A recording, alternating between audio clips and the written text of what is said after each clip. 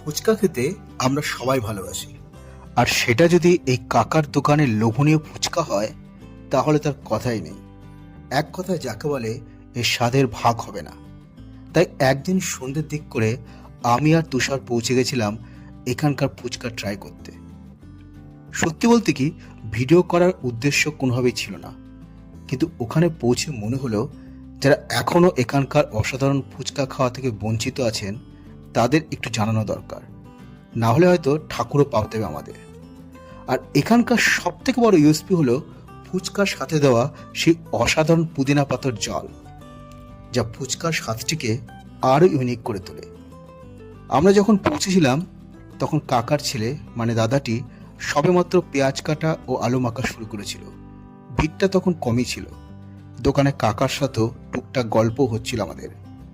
এই দোকানের কাকার ব্যবহারও কিন্তু ভীষণ ভালো। একটু পরেই ফুচকা সহযোগে সেই পুদিনা পাতার জলটির স্বাদ পেলাম। সঙ্গে ফুচকাটিও দারুণ ক্রাঞ্চি ছিল। 10 টাকায় পাবেন এখানে 4 পিস ফুচকা। এখন অনেকেই ভাবছেন এত বকে গেল, তো এখনো ঠিকঠাক ঠিকানাটাই বলল না। দাঁড়ান, অধৈর্য হবেন না, বলছি। বর্ধমানে নওয়াবহাট যাওয়ার পথে কার কোরাল দোকানটির পাশেই হলো এই কাকার দোকান।